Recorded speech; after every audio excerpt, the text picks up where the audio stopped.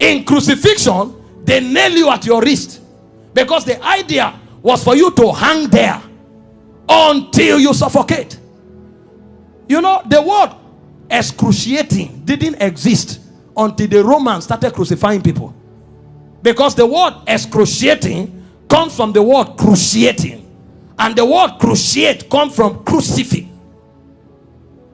So it's excruciating is actually a pain you feel when you are crucified, because there's no pain in that class. When a man is crucified, his whole weight hangs on his wrist, and the only support he has are the nails on his toes. And when they crucify you, you saw a picture of Mel Gibson where you were straight. You can't be straight when they crucify you, because your back, there's no space to stand straight. You have to turn sideways to hang, because this is how you hang. Your weight actually hangs on your wrist. If you are tired and you want to gain small balance, you now push it on your toe that is on the nail. That's why when they wanted to kill the criminals, they broke their legs. And the reason is because when you are hanging, your stomach is bent so that your diaphragm can't breathe. Air can't enter. So Jesus was there for 6 hours. You know what that means? For 6 hours, every time he breathed, he had to pull himself up. So he pulled himself on a nail up to breathe for 6 hours. He will pull up, breathe, go back, pull up for 6 hours. Remember, his back is already torn. So as he's pulling up, he's feeling pains on the wrist, his back is scrubbing on the cross, and his leg is feeling pain. To breathe and go back. Every breath was death. For you. For 6 hours. And they were mocking him at the same time. So there was soulish torture, there was physical torture. As if that's not enough, he carried sin on him. So God was not connected to him at the time. God had to turn away. So there was spiritual torture, soulish torture, bodily torture. So much so that he cried, Eloi, Eloi, lama sabachthani, my God, why hast thou forsaken me? It's like a disconnection between your spirit and your soul. So the man was no longer alive. He died in the spirit before he died in the natural. The level of pain.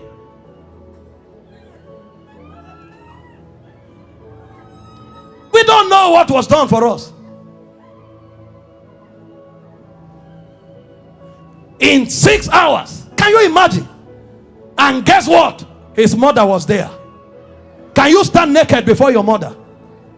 This is the man that the mother saw do wonders. How come? Imagine when he looked at their faces. See what you'll be interpreting. Some are saying, why? How come? Why can't you do anything today? Then the Jewish people were mocking. Physician, heal yourself. Fake prophet, I thought you said you had miracles. Why don't you come down? The thieves that were on the cross, one was mocking him. So from everywhere. Meanwhile, all the sicknesses on earth were on him on the cross. You have cancer, you say it's painful. He had cancer, diabetes, hepatitis, all that day at the zenith, because he carried sickness, he carried sin, and he carried the reproach of God. You don't know the reproach of God until you go to hell.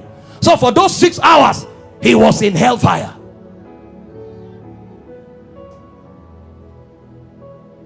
Until a point came when the price was paid. He looked up and said, I'm thirsty. They gave him vinegar. He said, no, that's not what I'm looking for. I'm looking for the river that flows from the throne of God.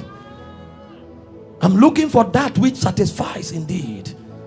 When they didn't have it to offer, he said, it is finished. And he said, Father, unto you I commit my spirit. I commit. Because they couldn't kill him. They couldn't kill. No, you don't kill him. This commandment I've received from my Father. I have the power to lay down my life and to take it up. So he felt all those pains, keeping his life inside him.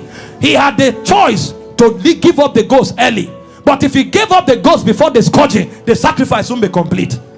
That's where it is more painful. He had the power to say, no, now I depart. But he kept his life and suffered the pain. From the scourging, to the shame, to the reproach, to the embarrassment, to the flogging, to the crucifixion, until he checked and saw that the sacrifice was complete. Because he had the choice of letting you go to hell, or of keeping you while he stays in hell. He chose to stay in hell.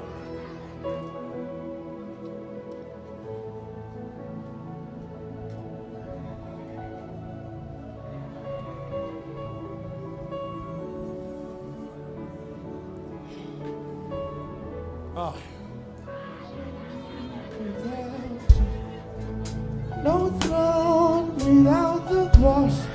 There's no sacrifice without your blood.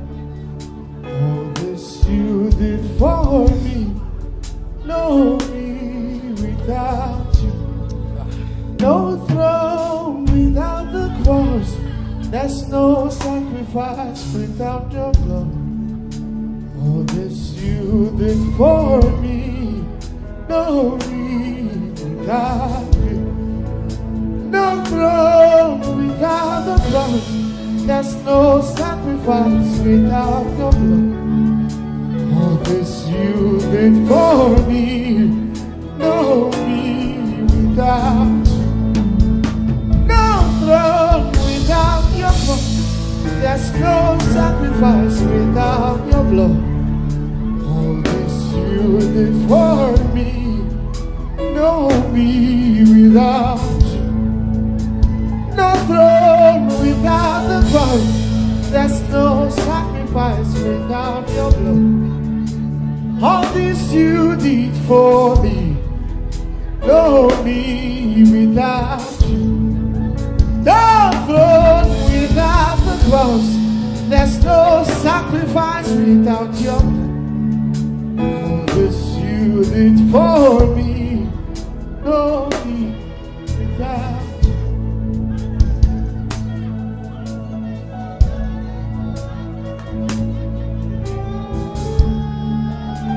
All this you did for me. There's no me without. No throne without the cross. There's no sacrifice without your blood. All this you did for me. No me without you. No throne without your cross. There's no sacrifice without your blood. All this you did for me.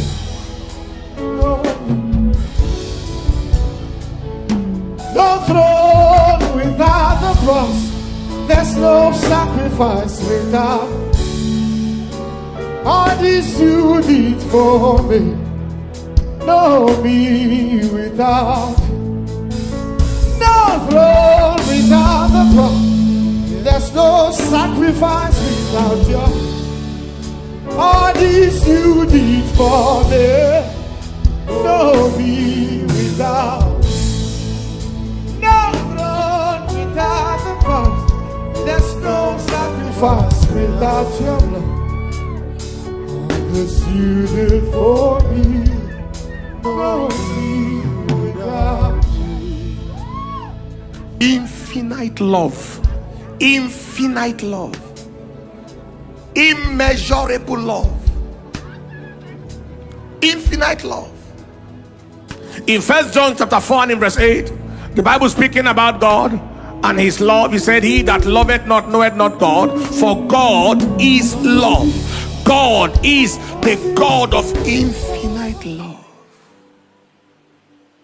What from the birth of his son shows us that he's a God of love? First, he decided in love to take the form of humanity. In love, to take the form of humanity. In Philippians chapter 2 and in verse 5 to verse 7, it was out of love.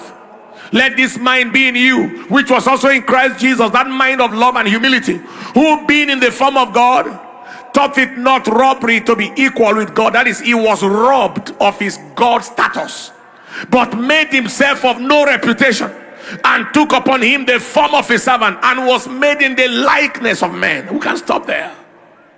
It takes love for God to decide to be man. It was Billy Graham who said, what Jesus did is like an elephant who has a message to give to ants. And no matter what the elephant does, the ant does not understand.